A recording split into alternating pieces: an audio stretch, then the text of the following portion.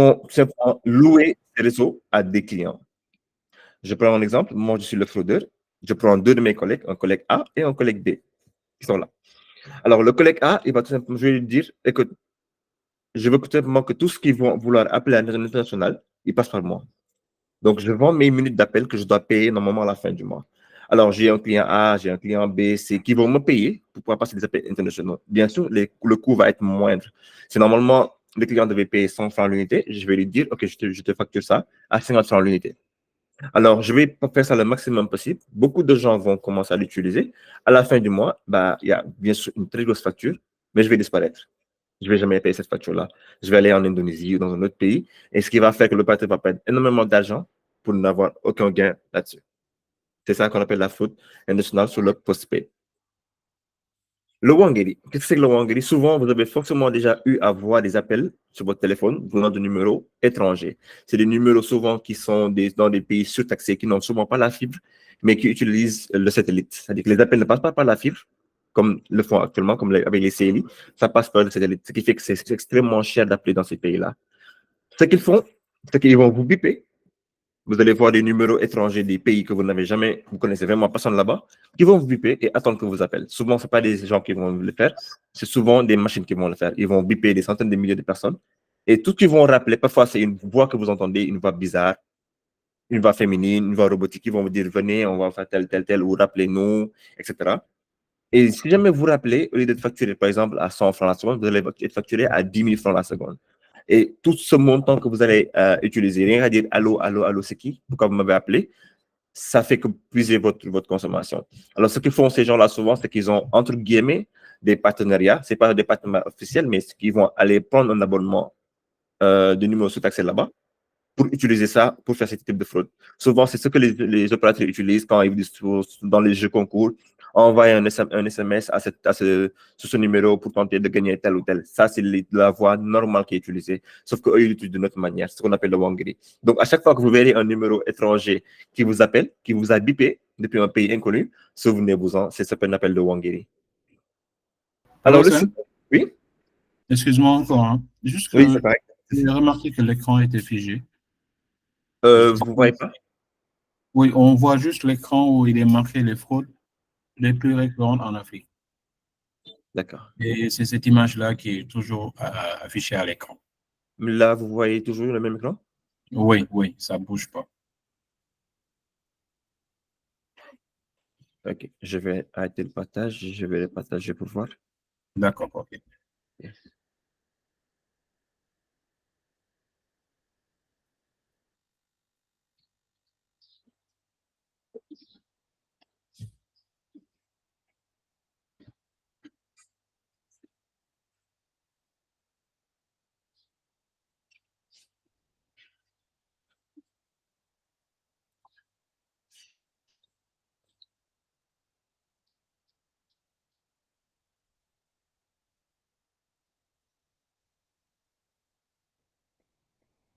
Ok.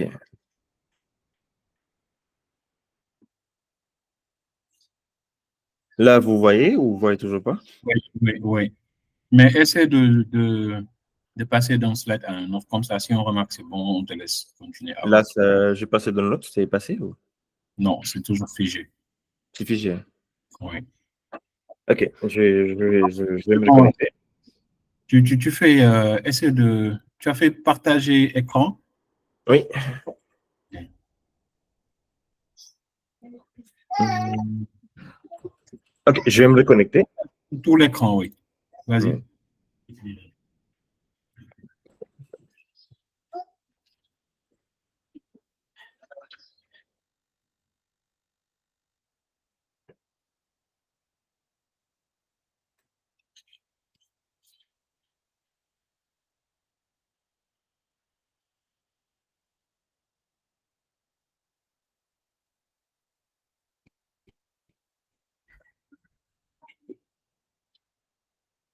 Sont des centaines.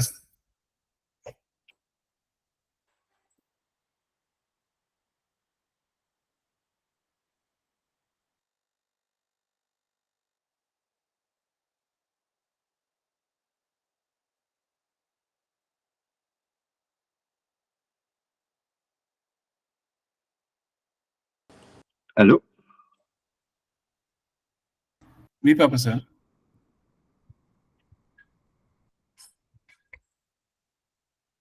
Allô? Oui, on te reçoit. Là, vous m'entendez? Oui, on t'entend très bien. Vas-y, passe Est-ce que dans là, vous voyez? Oui, là, c'est bon, c'est bon. C'est bon? On te laisse continuer. Merci. D'accord, merci. Et excusez-moi tout le monde. OK, donc on peut continuer. Alors, nous étions à la phase des Simbox. Alors, Simbox, c'est l'une des fraudes qui est le plus connue en Afrique, je vais dire. Et on entend souvent parler de ce mot, Simbox, Simbox. On appelle également le détournement de trafic international. Ce qui se passe, c'est assez simple. C'est que le fraudeur est dans un pays A. Il a un collègue dans un pays B. Supposons entre le Sénégal et la France, ou le Sénégal et le Canada. Je vais prendre l'exemple de la France. Il y a le fraudeur qui est en France, la personne A qui est en France, et il y a son collègue B qui est au Sénégal, le collègue B. Il va tout simplement créer un relais iCloud, un relais cloud, c'est-à-dire que l'appel va être passé par l'Internet, par l'IP, comme on le dit. Alors, normalement, le client A, il va appeler le client B, qui est au Sénégal. Il devrait passer par un routeur international et arriver chez le client B du pays B. Ce qui va se passer, c'est que le fraudeur qui est actuellement au pays A va détourner l'appel via leur machine. Ils vont capter l'appel et le faire passer par l'antenne relais, plus par Internet, qui va qui va arriver au Sénégal chez l'opérateur qui est là. Et puis, la machine va tout simplement récupérer l'appel. La lance va l'envoyer au Simbox. Simbox, c'est simplement une machine qui dispose de plusieurs cartes SIM. Une fois qu'il a capté l'appel par Internet, il va le transformer en appel local et le client B reçoit l'appel. Ce qui fait qu'au lieu que le client reçoive un appel avec un numéro France plus 33, il va recevoir un appel avec un numéro 77 ou 76 ou 70. Donc, l'appel international, du coup, est facturé en appel local. Donc, du coup, tout ce qui est appel international, la facturation internationale est perdue par l'opérateur.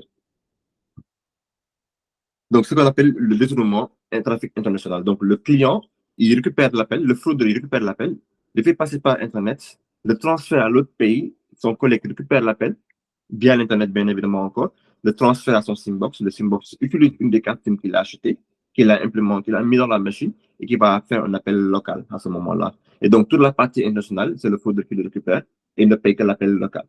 Souvent, c'est comme ça qu'ils font. Et c'est pour ça qu'on voit beaucoup de cartes SIM qui sont vendues de manière frauduleuse, avec des indications frauduleuses. Souvent, c'est eux qui les utilisent. Le SIM swap, il s'agit simplement de vol de numéro de téléphone d'un autre. Ce qui va se passer, c'est quoi? C'est qu'aujourd'hui, le fraudeur, par exemple, sait que Suleiman, il a un compte Orange Money avec beaucoup d'argent. Il sait que s'il récupère la carte SIM, il va se faire beaucoup d'argent dans son compte. Et donc, ce qu'il va faire, c'est qu'il va aller trouver un collègue, un partenaire chez un vendeur de cartes SIM, chez Orange ou chez Tigo, peu importe, depuis sa victime, et va faire en sorte de récupérer sa carte SIM en disant, OK, j'ai perdu ma carte SIM, je veux récupérer ma carte SIM. Et il va amener une fausse pièce d'identité, ou bien la personne qu'il connaît va le faire pour lui sans qu'il y ait amené une pièce d'identité. Et donc, il va juste simplement récupérer la carte SIM maintenant de cette personne-là. Et donc, il a accès à tout. Il peut entrer dans son compte. S'il a un message OTP qu'il doit recevoir, il va le recevoir. Il va se connecter à son compte et il va faire tout ce qu'il veut. Donc, ce qui va se passer, c'est ça. C'est que souvent, c'est une défaut qui est arrivé à un moment donné assez fréquemment au Sénégal. Et ça ciblait principalement les agents les agents de coin qui vendent qui faisaient la mobile money. Donc, ils vont aller voir les gens qui faisaient du web ou du Orange Money, qui avaient des millions dans leur compte, ou des grossistes. Ils vont aller faire en sorte d'avoir accès à leur SIM. Ils vont faire des SIM swap. Et ils vont tout simplement prendre le numéro et récupérer toute la somme de leur argent qui est dans leur compte. C'est ce qu'on appelle le SIM swap. Le phishing phishing, souvent ce qu'on appelle aussi l'arnaque, qui est différent de la fraude en tant que telle. Pourquoi on l'appelle arnaque? C'est qu'à ce moment-là, le client, bien la victime, fait partie lui-même de la fraude. Alors, le fraudeur va simplement envoyer un message ou un appel, n'importe lequel, à une victime, aléatoirement ou ciblé, en lui disant, écoutez, je vous ai appelé je vous ai envoyé de l'argent par erreur. Vous avez vu l'SMS, il va recevoir bien évidemment un SMS frauduleux disant que je vous ai envoyé 50 millions, un truc comme ça. Et bien, il dit, j'ai besoin du code qui vous a été envoyé, je dois sauver ma femme qui est à l'hôpital, je dois acheter des médicaments, c'est urgent. La victime, sans pour autant comprendre, ou bien sans pour autant prêter attention du texte qui a été envoyé, va lui envoyer le code qu'il a reçu. Et ce code va tout simplement donner accès au code à tout ce tout ce dont il a besoin. Et donc, ce qui fait qu'à ce moment-là, le client va tout simplement prendre la faute, va donner accès à son compte à la victime, tout simplement. Et ce qu'on appelle le phishing et le smishing. Donc, pourquoi phishing et smishing? C'est que ça peut impacter le client en tant que tel, en tant que SMS. On peut utiliser les SMS ou le téléphone. Donc, ce qu'on appelle le phishing et le smishing. Activation boosting. Qu'est-ce que c'est que l'activation boosting? Aujourd'hui, l'activation boosting, c'est quoi? C'est qu'il s'agit de fausses activations qui ont été générées. Alors, aujourd'hui, souvent, les opérateurs, ils payent les clients, ils payent les gens pour qu'ils aillent activer des SIM pour les clients normaux. Alors, ce qui va se passer, c'est que ces gens-là ne vont pas le faire pour les gens normaux. Ils vont acheter beaucoup de cartes, ils vont prendre beaucoup de cartes SIM et les activer frauduleusement. Alors, l'agent va acheter 1 million de cartes SIM, par exemple, et va dire à l'opérateur, je vais les vendre. Il va lui-même les activer avec des personnalités frauduleuses qu'il va acheter dans le supermarché ou autre, parce que les cartes SIM, bien évidemment, pour ce que ça fait, ça se vend facilement. Et puis, il va activer beaucoup de cartes SIM et il va les vendre aux gens. Il va vendre les cartes SIM maintenant après à des SIM boxers ou autres. Et ce qui fait qu'à la fin du mois, l'agent va aller dire à l'opérateur, écoutez, j'ai activé pour vous 100 000 cartes SIM. Alors qu'en réalité, sur les 100 000 cartes SIM, il n'y a que 1000 qui ont été activées véritablement par des vrais clients. Tout le reste, c'était des activations frauduleuses. Ça a été fait souvent chez les opérateurs et ça fait perdre beaucoup d'argent. Alors, ces puces, après, sont souvent vendues ou revendues à des fraudeurs qu'ils utilisent pour arnaquer des gens ou pour faire de la SIM-box. Comme c'est des cartes SIM activées frauduleusement, donc on ne peut pas retracer la vraie personne qui est en arrière. Ce qu'on appelle l'activation boosting. Alors, il y a beaucoup d'autres fautes en exemple, bien évidemment, qui existent. On ne peut pas tous les énumérer. Il y a l'international calling fraud, donc il s'agit des appels internationaux qui se passent souvent dans les pays arabes où ils vont appeler pour dire que c'est des marabouts et autres et faire en sorte de leur soutirer de l'argent. Il y a subscription fraud, donc ils vont tout simplement s'inscrire à des comptes frauduleux ou bien à des subscriptions frauduleuses. C'est souvent des bonus qui vont avoir lieu ou autre, juste pour avoir accès aux bonus et disparaître. Il y a les fake apps fraud, donc c'est souvent des gens qui créent des applications frauduleuses, comme ils vont reproduire l'application, par exemple, de Wave, et tout simplement donner accès aux gens qui vont venir penser se connecter à leur compte application Wave, alors que c'est une application frauduleuse, c'est pas la vraie application de Wave. Ils vont mettre les informations dedans, le numéro d'identifié, le mot de passe, et puis en réalité, ils envoient ces informations-là au fraudeur, etc., etc., etc. Donc, il y a vraiment beaucoup de types de fraudes qui existent aujourd'hui, et GFM, justement, le rôle de GFM, c'est ça, c'est de faire en sorte d'avoir toute cette base de données de fraude et de pouvoir identifier et trouver les moyens de les combattre. Donc, ça, c'était pour la fraude dans la partie télécommunication. Nous allons maintenant parler de la fraude mobile money, c'est-à-dire que là où c'est vraiment le portefeuille du client qui touchait l'argent comme Orange Money, comme Wave, Free Money, e-money, qui existait bien évidemment. Alors, c'est quoi la fraude mobile money qui est différent? La fraude mobile money, c'est quoi? C'est qu'elle cible principalement le réseau mobile money de l'opérateur ou directement le client de ce dernier, mais toujours dans la partie mobile money. Alors souvent, on parle de gaming, de boosting, de bypass, de fraude à la commission, etc. Il y en a beaucoup qui existent de ce domaine. Et aujourd'hui, nous allons parler de ces types de fraudes-là. On va commencer par l'account takeover. Account takeover, le mot parle un peu de lui-même. Alors, le fraudeur profite de la négligence du client pour avoir accès aux informations et aux comptes du client de ce dernier. Ce qui se passe souvent, c'est quoi? C'est que le fraudeur, il appelle ou bien il envoie un SMS à la victime, comme pour le fraude dans les télécommunications. Mais cette fois, c'est pas pour avoir accès à son téléphone pour faire des appels ou des SMS, mais cette fois-ci, c'est plus pour pouvoir avoir accès à son compte mobile money. Ils utilisent la même méthode, mais en attaquant cette fois-ci le compte mobile money. Alors, souvent, c'est le code OTP qui est envoyé au client. Ils vont appeler le client pour dire que je vous ai envoyé par erreur un code. Le code là, c'était pour moi. Je devais l'envoyer à ma femme. Et si vous pouvez me donner le code, s'il vous plaît. Le code, en réalité, dit c'est un code d'activation ou un code de connexion. Mais le client, souvent, ne le lise pas et lui donne accès à ce code-là. Alors, le fraudeur, automatiquement, il a accès au compte. Il a deux choix. Soit il va directement dans un point de retrait pour retirer l'entièreté de la somme qui est dessus, ou bien il va tout simplement transférer l'argent dans un autre faux compte, ou bien un autre compte qu'il a arnaqué de la même manière, juste pour brouiller les pistes, et ensuite il va aller retirer maintenant cet argent-là. Alors, l'objectif qu'ils font souvent, c'est qu'ils font tout pour juste pour couper les liens. Ils vont faire en sorte d'utiliser des comptes intermédiaires. Ils vont frauder une, deux personnes et vont faire passer l'argent d'un compte à un autre. Et donc, si la police aujourd'hui essaie de tracer le fraudeur, il va aller attaquer directement des vraies personnes qui ne savent absolument rien de ce qui s'est passé. Donc, c'est comme ça que ça se passe dans ce qui est account takeover. Le gaming, le boosting, il faut de la commission. Pourquoi gaming? Le mot gaming, souvent, c'est un jeu. Donc, c'est un jeu que font les agents pour gonfler leur commission. C'est ce qu'on appelle également fraude à la commission. Alors, l'agent, ce qu'il va faire, c'est des jeux de dépôt et de retrait.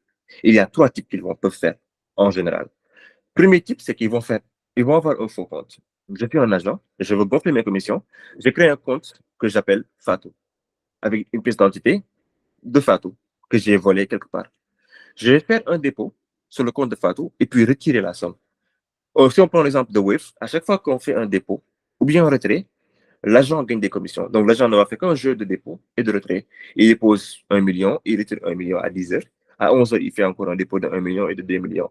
Ou bien, parfois, il fait un dépôt de 2 millions, puis il retire 1 million, et puis il redépose 3 millions. Donc, ça va vraiment être un jeu de dépôt et de retrait qu'ils vont faire entre ces deux comptes-là. L'autre exemple, souvent avec des gens comme des plateformes avec Orange Money, c'est qu'ils vont faire un dépôt sur un compte pour éviter de retirer et dépenser de l'argent et payer des frais de commission. Ils vont transférer l'argent à un autre compte. Et donc, une fois qu'ils ont transféré l'argent à un autre compte, ça va être maintenant, la différence qui va se faire là, c'est qu'il n'y a plus besoin de retirer directement la somme qui a déjà été envoyée parce que l'argent est déjà sur un autre compte. Et donc, ils vont faire plusieurs envois. Et après, ils vont commencer à arrêter ces envois un à un.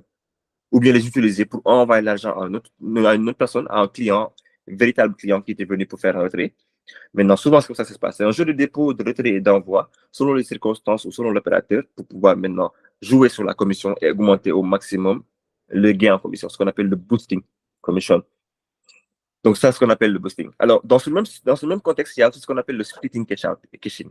Ce qui se passe, c'est qu'aujourd'hui, l'agent, il sait que s'il retire 50 000 francs, il ne gagne pas grand-chose.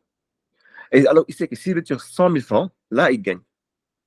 Ce qu'il va faire, c'est qu'au lieu de faire un seul retrait de 100 000 francs, à chaque fois qu'un client va vouloir retirer de l'argent, il va dire envoie-moi l'argent sur mon compte. Souvent, certains d'entre vous sont allés à un point de retrait pour faire un dépôt ou bien un retrait et l'agent lui a dit envoie-moi l'argent sur mon compte directement.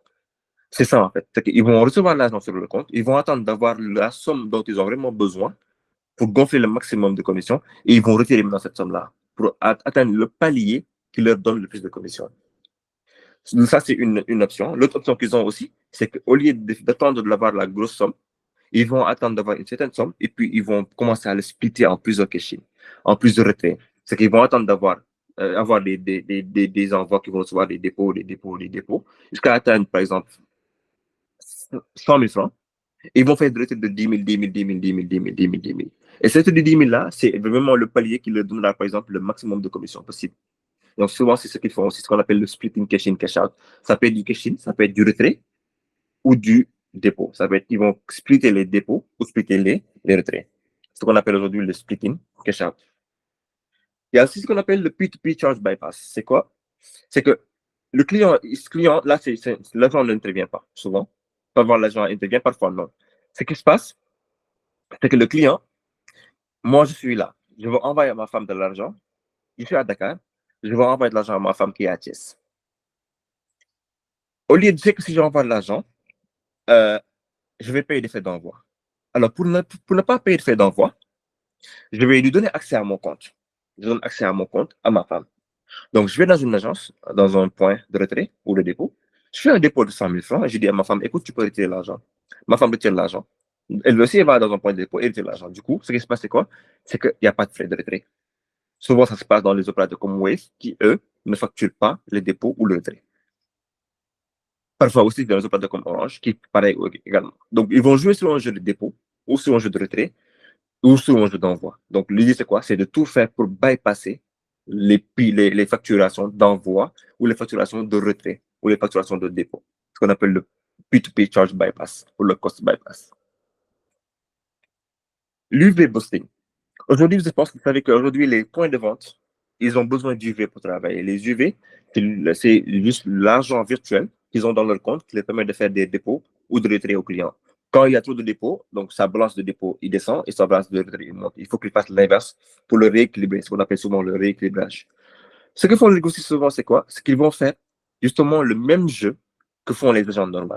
C'est qu'ils vont voir avec des agents qui sont au courant ou pas au courant, ils vont faire un jeu de dépôt et de retrait. Ils vont faire des UV busting, ils vont faire un dépôt UV, retrait UV, dépôt UV, retrait UV. Ou bien ils vont splitter ça à plusieurs agents qui vont faire plusieurs dépôts, dépôts, dépôts, ou plusieurs retraits, retraits, retraits. C'est ce qu'on appelle aujourd'hui le UV boosting. C'est le même scénario que les agents qui font du boosting, du gaming, mais cette fois-ci avec les agents qui font de la commission, les grossistes qui, eux, fournissent aux agents les UV dont ils ont besoin pour travailler.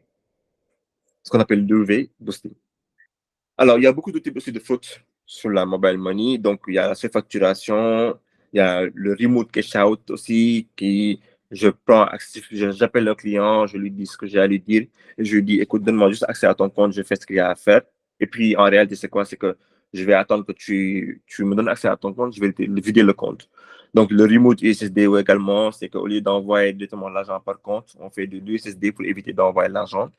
Phone manipulation, quand tu vas chez un client, chez un agent pour faire retrait, donc il y a des vieilles dames ou des vieux qui n'ont pas vraiment accès, qui ne comprennent pas tant que ça l'utilité de la mobile money, comment ça marche. Ils ont tendance à donner l'argent, le téléphone tout simplement à l'agent. L'agent utilise cette manipulation-là pour faire ce qu'il a envie de faire, pour avoir accès au compte. Et puis, il va donner l'accès à compte à quelqu'un qui est à l'autre bout du monde, à Kaolack ou à Thiès, et que la personne-là ait accès à ce compte de retire. Donc, pour ne pas avoir de traçabilité. Donc, il y en a vraiment beaucoup d'autres qui existent sur ce qui est la mobile money. Donc, c'est ça. Maintenant, nous allons parler un petit peu des solutions aujourd'hui qu'il y a en place pour lutter contre ce type de fraude. Quand on dit solution, c'est quoi? C'est quelles sont les méthodes actuellement qui sont utilisées pour combattre la fraude. Alors, la première, c'est quoi? C'est l'expertise contre la fraude. L'expertise, la maîtrise des types de fraude par rapport au fonctionnement spécifique du business concerné. Chaque type de fraude, chaque type de business a ses types de fraude spécifiques. Aujourd'hui, Wave fonctionne de façon différente par rapport à Orange Money. Donc, les fraudes par rapport à Wave vont totalement être différentes, entre guillemets, des fraudes de Orange Money. Et ça va être la même chose pour Free Money. Ça va être la même chose pour tel ou tel hôtel, pour Jotnassi, pour Johnny, pour Lex, pour Wari. Donc, pour Western Union, chaque type de mobile money fonctionne différemment. Que ce soit le pays qui change les fonctionnements, que ce soit, peu importe le type de mobile money, peu importe là où c'est, les fonctionnements vont être différents, la fraude va être différente.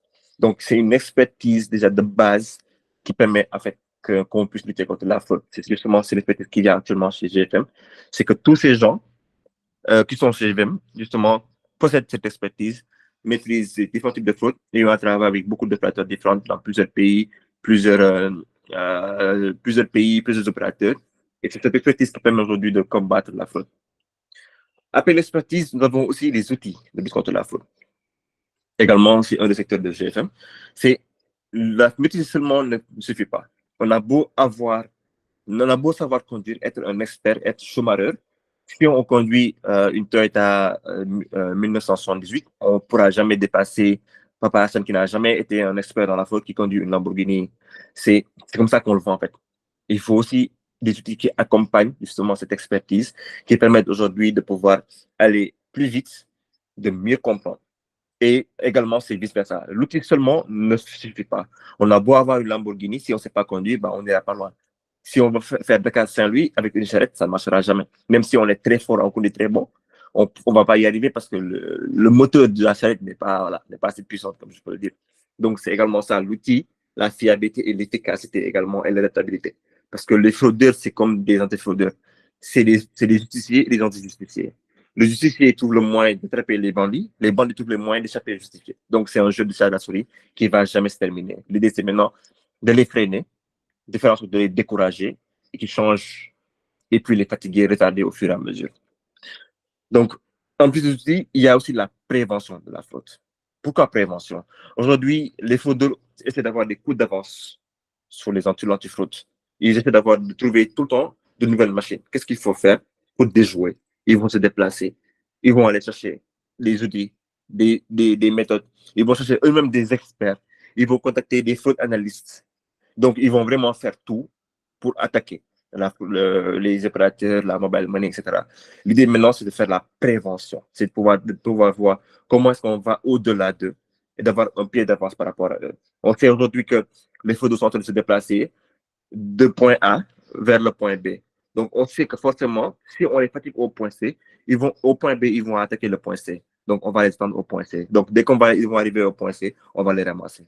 Ils vont dire, OK, on va sauter au point D. On a déjà une marge d'avance. On les attend aussi au point D. Donc, ce qu'on appelle la prévention, c'est toujours préparer des coups d'avance pour pouvoir freiner la fraude de tous les aspects possibles.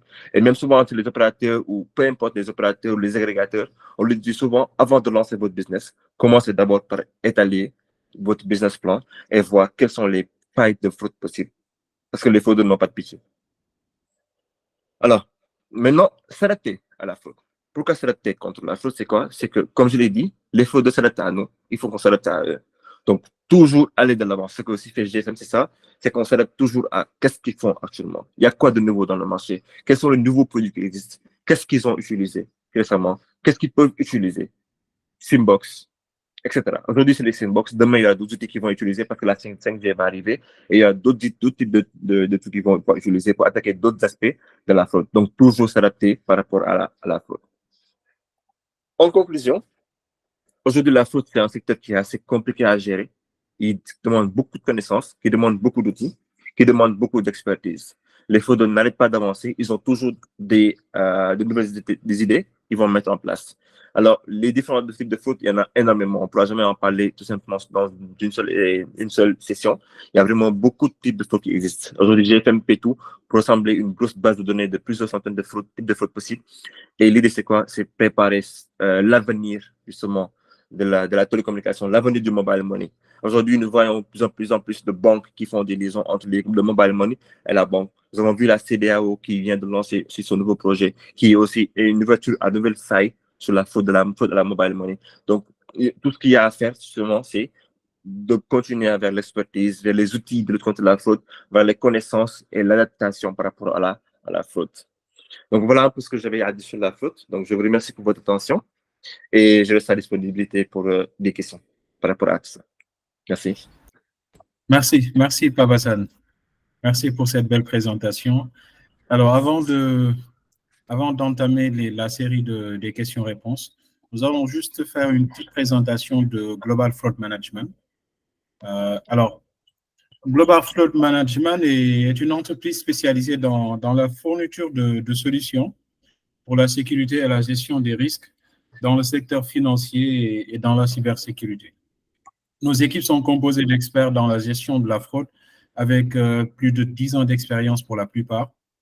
Et sachez que nous sommes présents dans 4 pays, le Sénégal, notamment la France. Et nous sommes également au Canada avec Papasan et au Madagascar. Global Fraud Management vous aide à mieux optimiser vos process et à atténuer les pertes potentielles liées à la fraude monétique et à la fraude telco, à la fraude MFS, au risque opérationnel, à la cybersécurité et à l'accompagnement des forces de l'ordre. Nous proposons également une gamme complète de services adaptés aux besoins du client, notamment des outils de lutte contre la fraude monétique et paramétrage des règles, un programme de revue des règles de gestion de la fraude, un accompagnement sur le choix des outils de lutte contre la fraude, choix des sécurités et gestion des règles RBA, une mise en place d'un référentiel fraude, des analyses comportementales, une formation des équipes, un déploiement de dashboard et KPI fraude, un processus de suivi bank to wallet et dashboard BI, une formation sur le reporting avec Power BI, la triangularisation et la géolocalisation de cibles, la gestion des réquisitions et certaines missions ponctuelles de démantèlement. Alors, à tous les participants, la parole est à vous. Si vous souhaitez poser une question, vous pouvez lever la main ou nous écrire au niveau du chat box. Le facilitateur va prendre une question une à une. Donc, après avoir posé la question, il va répondre. Je tiens également à préciser que Global Fraud Management s'est permis aussi d'inviter certains experts en la matière et s'il y a des interventions qui les concernent également, nous allons les interpeller pour qu'ils puissent prendre la parole et donner leur point de vue sur la question.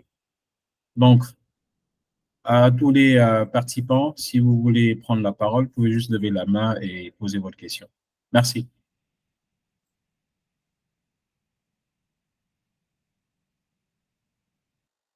C'est beaucoup. Donc, je reste à votre disposition si vous avez des questions par rapport à la présentation.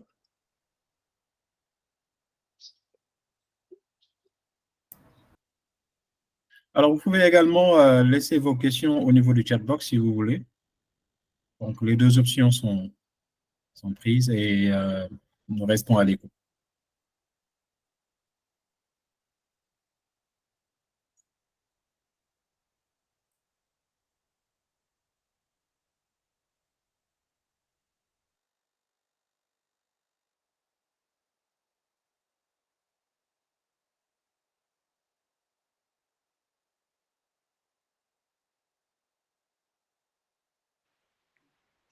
Oui, allô?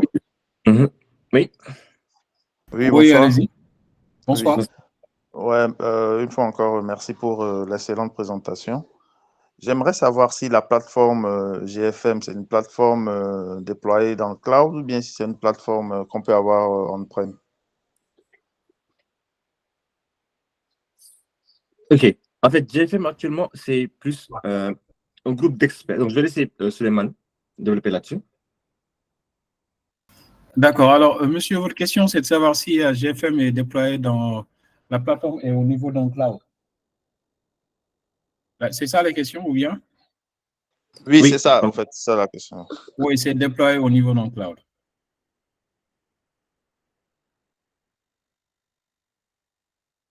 OK, donc du coup, Oui, si par Sam, exemple... si tu veux compléter également, tu peux y aller. oui, c'est effectivement déployé au niveau d'un cloud. Et également, c'est un ensemble d'experts. Donc, comme vous l'avez dit, c'est plus de dizaines d'années d'expertise dans la gestion des flottes. Et on a juste l'ensemble, la création de tout ce qui est outils de flotte, de consultas et de tout ce qui a un rapport avec la gestion des flottes. OK, d'accord. Merci. Autre question?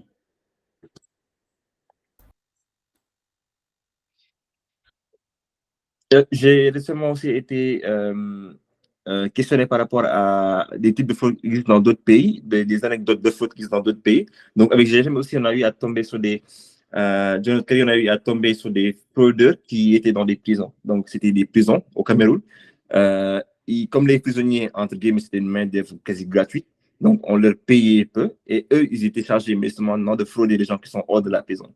Donc, comment? Je ne dirais pas comment ils vont faire, mais c'est principalement comme ça donc, qu'ils faisaient. Donc, c'est l'une des anecdotes qui existent dans la gestion des fraudes dans le monde.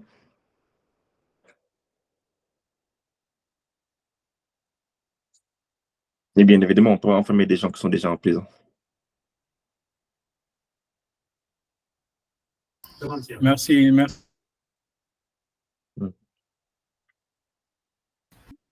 Alors, autre question?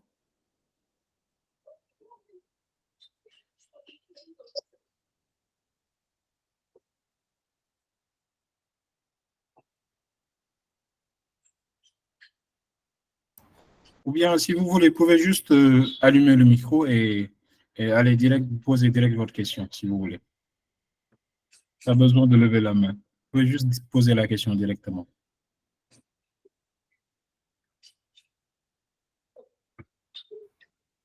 Oui, allô? Oui. Monsieur. Je vous remercie, je vous félicite pour la présentation. C'est clair, précis et concis. Donc, en fait, la question que j'aimerais vous poser, parce que j'ai vu récemment que la Banque centrale va lancer la phase pilote de l'interprétabilité des systèmes de paiement instantané.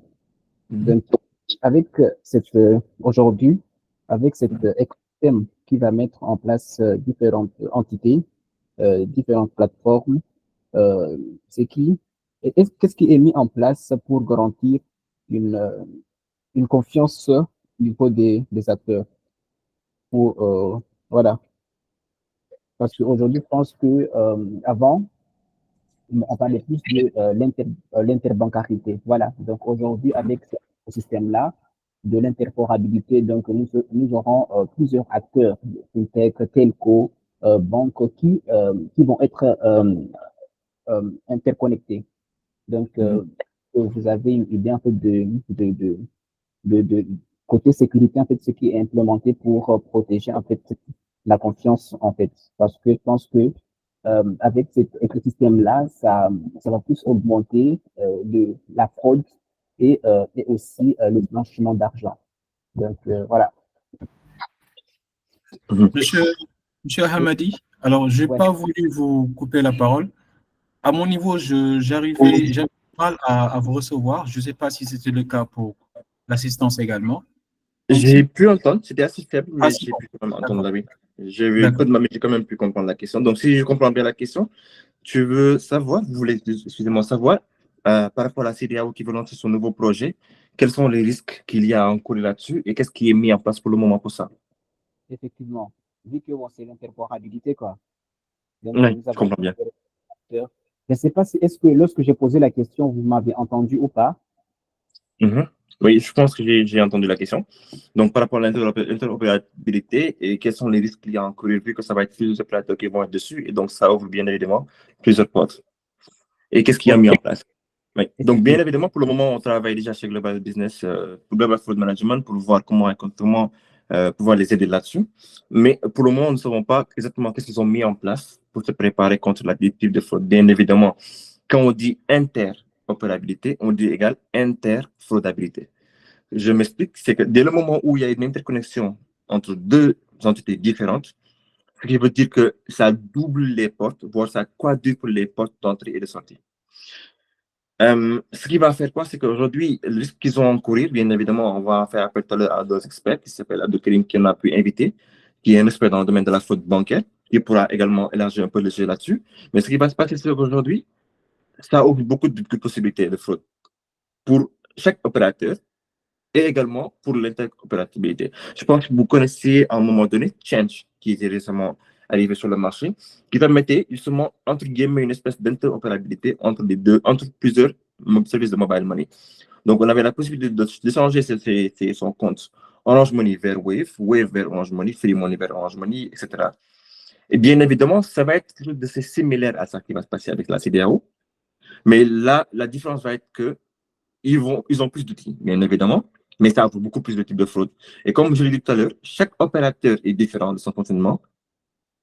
Ça veut dire que le fraudeur aura plus de complexité, à pouvoir trouver les failles pour avoir accès à la fraude, mais ce qui veut dire qu'il y aura également beaucoup plus de difficultés à pouvoir les empêcher d'y arriver, parce que la CDAO ne peut pas contrôler tout ce qui se passe chez Orange Money, chez Wave, chez Free Money, et également ce qui se passe dans leur propre plateforme. Parce que vous comprenez l'enjeu actuellement qui est en jeu, ça va être beaucoup plus complexe que juste de protéger un opérateur. Là, ça ne va pas être de protéger un opérateur, mais de protéger l'écosystème en entier. Donc là, je vais faire appel également à Abdelkarim. Nous avons des experts aujourd'hui, nous allons profiter de le savoir, qui lui aussi est expert dans la fraude monétique et qui pourra intervenir et nous donner plus de contexte dans ce qu'il fait de ça également. Donc Abdelkarim, si vous êtes là, vous avez la parole. Bonjour à tous. Merci à vous. Et je vous remercie vraiment de m'avoir invité. Donc, je pense que le sujet, personne a tout résumé. Je pense que ce que veut faire la Banque centrale, c'est extrêmement intéressant. Maintenant, l'idée, comme il l'a dit, idéalement, il faudrait avoir une gestion de la fraude vraiment unifiée sur l'ensemble de ce système-là. Maintenant, je vois que vous avez un système GFM qui gère cette partie, aspect banque to wallet, etc. Idéalement, je pense que ce qu'il faudrait faire, c'est essayer de se rapprocher d'eux, essayer de voir s'il faut interagir avec eux, parce que GFM a déjà une solution sur le cloud. L'idée, justement, c'est de mettre en place une interface entre les deux entités, voir si aujourd'hui, ils sont OK sur le fait de vous envoyer les opérations. Donc, sur votre interface à vous, et vous pourrez essayer d'appliquer vos outils fraude de détection en fonction des règles mises en place pour arrêter la fraude. Donc, ça, c'est une solution. L'autre solution aussi, c'est par rapport aux banques, parce que c'est une interopérabilité. L'idée, justement, c'est de voir est-ce qu'au niveau de chaque banque, ils ont aujourd'hui une équipe fraude déjà déployée avec l'ensemble de la solution qui est installée sur place. Donc, je parle de solution. Je fais allusion à l'équipe fraude. Je fais allusion aux outils de lutte contre la fraude, etc. Donc, vous voyez un peu ce que je veux dire. Donc, l'idée, justement, c'est d'essayer de cadrer cette activité opérationnelle de bout en bout entre banques et aussi au niveau de la banque centrale, de récupérer ce flux-là et de le gérer sur la partie fraude en mettant en place des règles de gestion vraiment pertinentes et adaptées. Donc, c'est ce que je voulais ajouter. Après, le reste, c'est plus, bon, je dirais sur un niveau organisationnel, en fait. Donc, c'est plus au niveau organisationnel parce que si je prends le cas de Wave aujourd'hui, donc j'ai vu que Wave fait de l'interfaçage avec les banques. Donc, aujourd'hui, c'est quelque chose qui arrange les clients. Donc, ça a de la valeur ajoutée. Mais par contre, il faut voir, est-ce que les banques gèrent la partie risque? Parce qu'il y a deux aspects. Wave, ils peuvent avoir une équipe de gestion de la fraude en interne. Donc, ça n'a rien à voir avec l'équipe risque au niveau de la banque. Donc, je ne sais pas si vous voyez un peu ce que je veux dire. Un exemple, si par exemple un client, moi je suis un client de la SGBS, à la fin du mois, je transfère mes fonds sur mon wallet Wave. Donc, je le fais. Et quand ça arrive sur le wallet Wave, Wave va gérer la partie gestion du risque opérationnel sur ces opérations-là. Maintenant, si je fais l'inverse, wallet to bank, cette fois-ci, bien que Wave va voir ce qui se passe sur son interface, mais la banque aussi devrait être apte à voir un peu ce qui se passe sur la partie risque et fraude. Donc, c'est pourquoi je dis que la gestion du risque, c'est entre les deux entités, normalement.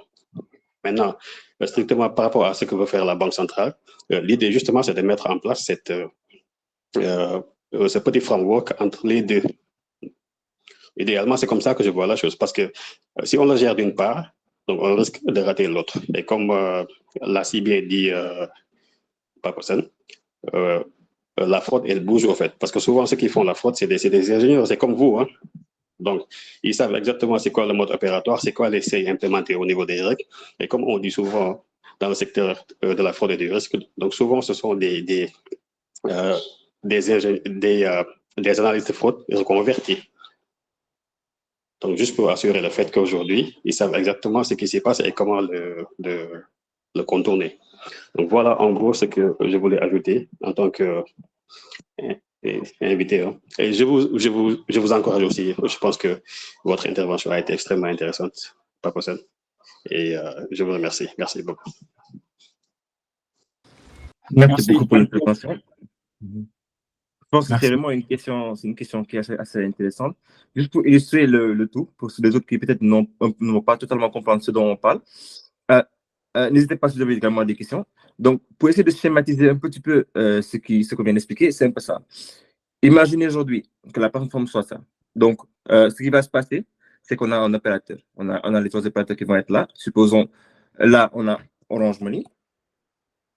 Là, on a Wave. Et là, supposons, on a Free Money, par exemple. Et là, nous avons la plateforme de la CEDEAO. Donc, aujourd'hui, ce que la CEDEAO va faire, c'est qu'il va vouloir faire une interaction entre les trois. Les trois pourront interagir directement avec eux, avec la CEDEAO. Et la CEDEAO va également pouvoir interagir à Versao avec eux.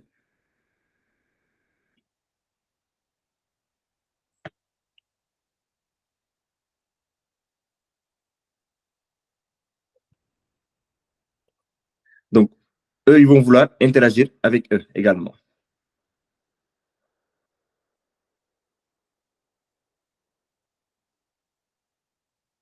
Donc, ça va représenter ça. Ce qui veut dire quoi? C'est qu'à la base, Wave n'avait que deux failles, par exemple, avec la faille qui était là et qui était là. Donc, la CEDEAO, lui, il va devoir gérer cette faille-là, cette faille-là, cette faille-là, cette faille-là, cette faille-là, cette faille-là. Ce qui veut dire qu'au lieu que ce soit juste un, deux, trois failles possibles, là, c'est le double qui va se passer. Ça va être 6 failles qui aura à gérer parce qu'ils seront responsables de tout cet écosystème-là. Et ce qui veut dire qu'un groupe d'experts comme GFM, ils pourront et gérer tout cet écosystème-là et gérer justement ces failles qui sont là. Et maintenant, justement, l'idée maintenant, c'est de voir avec GFM, avec la CEDEAO, qu'est-ce qu'ils ont mis en place. Est-ce qu'ils ont mis en place qu'une gestion des fraudes pour uniquement cet aspect-là, ou ils ont déjà prévu de gérer cet aspect-là, c'est-à-dire qu'ils ont déjà prévu de gérer cette ligne-là, cette ligne-là et cette ligne-là. Mais ce qui ça amène, c'est qu'il y a une opacité qui se passe déjà de base. De base, les données entre Orange Wave ne sont pas partageables. Entre Wave et Free Money ne sont pas partageables. La CEDEAO a ses propres données et donc probablement n'aura pas accès également aux données qui sont là. C'est le cas que M. Abdelkarim vient d'expliquer entre la banque et l'opérateur. La banque ne sait pas ce que l'opérateur fait dans ses données. L'opérateur ne sait également pas ce que la banque fait dans ses données. Il y a juste la porte qui gère entre eux deux. Chacun gère de son côté. Et c'est qu'il y a toujours un risque maintenant dans la gestion des fraudes parce qu'il n'y a pas cet échange de données dans le même écosystème. Donc, je ne sais pas si j'ai pu bien expliquer la chose pour que vous puissiez voir sur le plan global comment ça se passe. Merci, Papa Sam. C'était très clair. Merci pour l'intervention. Merci également à notre invité Abdou Karim pour son intervention. Alors, et je viens de voir une question. Ok. Ah, excusez-moi. Je viens de voir une question sur le chatbox. Sidina Ababakar Dias. Alors, il nous demande comment les appareils et les applications mobiles sont à l'origine de la fraude mobile. Ok. D'accord, c'est une très bonne question. Aujourd'hui, chaque téléphone a son immatriculation qu'on appelle le email. Et chaque carte SIM a bien évidemment son immatriculation qui s'appelle le IMSI. Ce qui se passe, c'est que chaque téléphone a la possibilité d'émettre des informations et de récupérer des informations. Aujourd'hui, dans ton téléphone à toi, tu as des informations personnelles, tu as ton crédit et ton compte mobile money qui te permet de faire un transfert d'argent, ton crédit qui va te permettre d'appeler. Pourquoi aujourd'hui le téléphone est à l'origine de la fraude? C'est tout simplement, c'est comme une maison en fait. Ton téléphone, c'est ta maison. Tu as ta clé qui t'appartient à toi et que toi seul as. Si aujourd'hui un fraudeur il va avoir accès à ta maison, il a deux choix. Soit il va aller voir un serrurier qui sait s'y faire, il va venir casser ta maison et entrer par force, ce qu'on appelle des fautes, des fautes comme les SIM swap ou comme les hacks, comme les hackers font bien évidemment, vous envoyez un virus. L'autre possibilité, c'est que tout simplement, que toi-même tu donnes accès à ta maison en donnant ta clé. Et c'est là aussi également interviennent les fraudeurs. Ils vont vous appeler, vous demander des informations, ou ça peut prétendre pour être un directeur général, ou bien un commissaire qui a besoin d'une information par rapport à vous, etc., etc., etc. Et ils vont vous demander la clé. Donc, en fait, c'est ça, en fait. C'est juste que votre téléphone est votre maison. Vous avez la clé que vous pouvez donner à n'importe qui. Si votre téléphone vous la protégez, vous n'avez pas de risque de fraude. Entre guillemets, c'est-à-dire où vous êtes vous-même interlocuteur. Si vous ne donnez pas la clé, ça n'empêche pas la fraude. Là, à ce moment-là, ce qui va se faire, c'est quoi? C'est est-ce que ceux qui ont construit la maison, c'est-à-dire l'opérateur, ils ont bien fait le travail, entre guillemets. Parfois, ils peuvent bien faire le travail, mais il y a toujours des failles. Aujourd'hui, vous pouvez faire une maison bien sécurisée, bien fermée et tout, mais les fenêtres qui ont été construites, les fenêtres, ils peuvent être cassées. Les gens peuvent passer à travers les fenêtres. Il y a des gens qui sont petits qui peuvent passer à derrière. Les gens qui peuvent mettre une échelle pour monter en passant par le toit. Donc, il y a vraiment des failles qui sont indépendantes de la volonté de l'opérateur, mais qui existent. Justement, maintenant, le rôle des entités comme GFM, justement, c'est de trouver ces failles qui existent pour protéger votre maison et le constructeur de la maison. Pour que, quand eux, ils vont construire d'autres maisons, c'est-à-dire qu'ils vont donner accès à d'autres clients, que ces clients soient protégés et qu'ils soient protégés. C'est comme un ingénieur qui va travailler pour faire en sorte que la maison soit sécuritaire. L'ingénieur va dire à l'entreprise de construction, écoutez, le bois là que vous utilisez n'est pas assez solide, utilisez des bois tels. Écoutez, la profondeur n'est pas assez profonde, il faut augmenter la profondeur. Écoutez, il n'y a pas assez de ciment, augmenter le béton, augmenter le, etc., etc. Donc, c'est un peu ça, comme ça va se passer en fait. Donc, c'est pour ça que c'est là où on dit que le téléphone n'est pas sécuritaire à 100%, parce que les informations peuvent être utilisées. Je ne sais pas si j'ai bien répondu à la question ou pas. Merci, Papa Sam. Alors, parmi nos experts invités, s'il y a certains de nos invités experts qui veulent prendre la main ou pour un peu donner leur avis sur la question. Oui, Abdelkarim. Oui, ok. Oui, merci Souleymane. J'aimerais juste ajouter une petite remarque par rapport à ce que Papa Sam a dit et la question en tant que telle. En fait, ce qu'il faut retenir, c'est qu'aujourd'hui, les smartphones ou les applications mobiles, c'est censé gérer la partie mobile money. Donc, c'est par là que ça se passe, en fait. Donc, si on peut dire, c'est l'infra. Maintenant, j'ai vu que Wave a installé des solutions par rapport à la gestion de la fraude. L'idée, c'est quoi? Ce qu'ils ont implémenté, c'est de dire, aujourd'hui, on va restreindre le device par rapport au compte Wave. Donc, sur un seul device. Donc, c'est une fonction, on peut l'activer.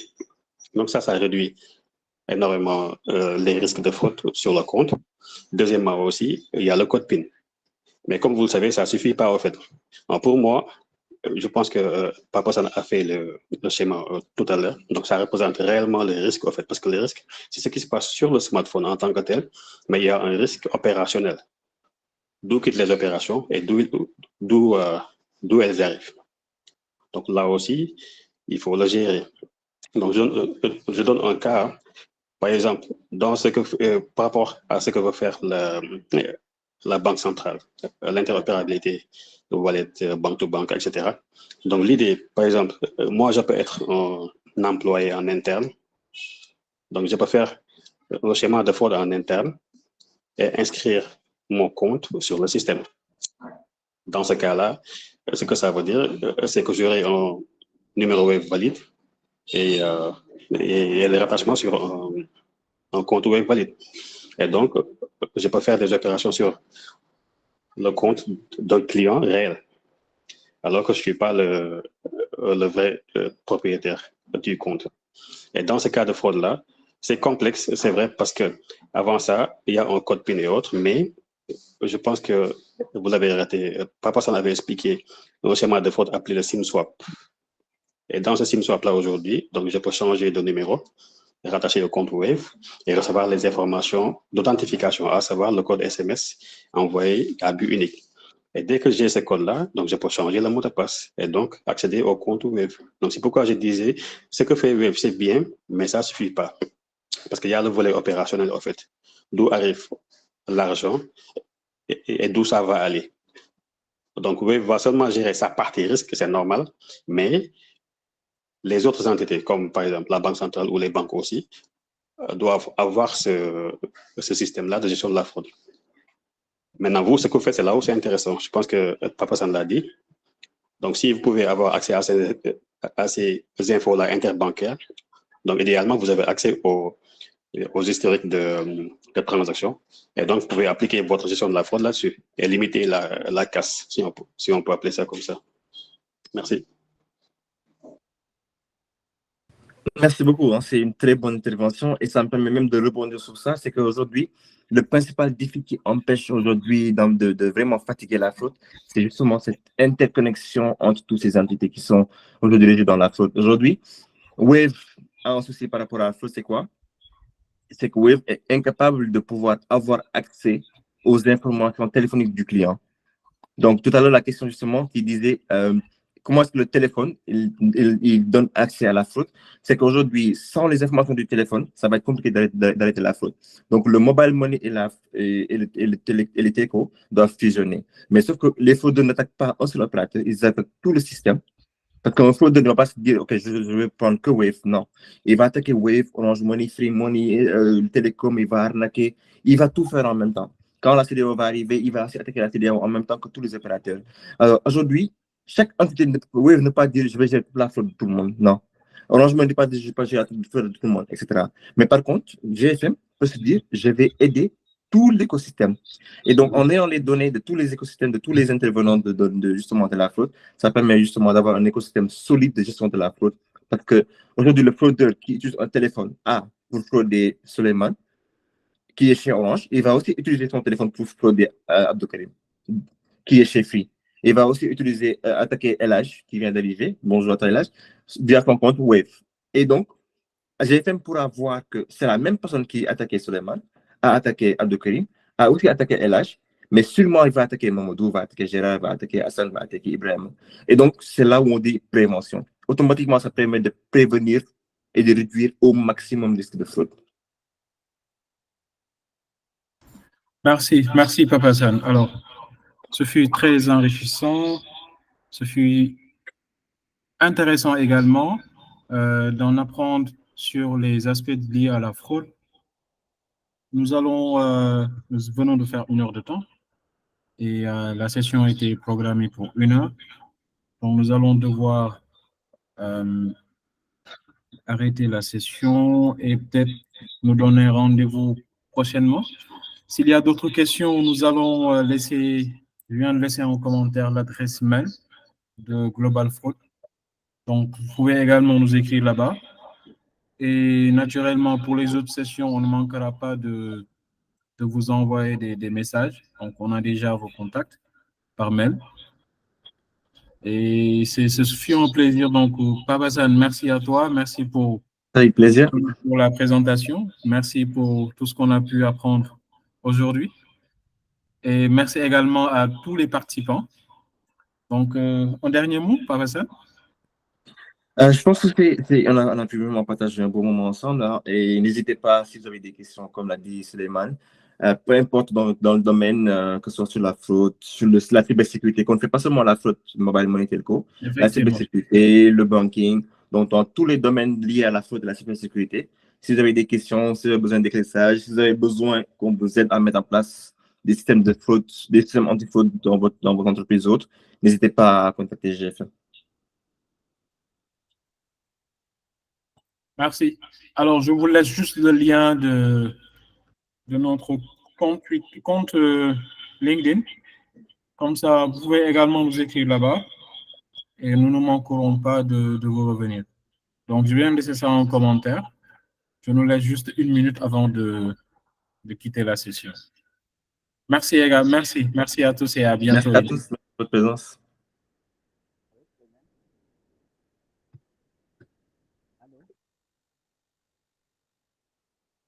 Oui, je pense que c'est quelqu'un qui vient de venir, mais on ne vous entend pas bien. Oui. Oui, quelqu'un veut intervenir? Je pense que vous êtes un peu loin de votre micro. Je pense que c'est Ben Cher. On a du mal à vous entendre. Vous m'entendez? Ça va un peu. Bon, je voulais vous demander, est-ce qu'on peut avoir en fait un enregistrement pour la visualiser après, si c'est possible? Oui, pas de souci, pas de souci. On vous fera un mail pour cela. D'accord, parce que je pense que les échanges sont intéressants et voilà quoi. Effectivement, effectivement. Merci à vous. Merci pour les interventions également. Allez, au revoir. Ok, merci beaucoup.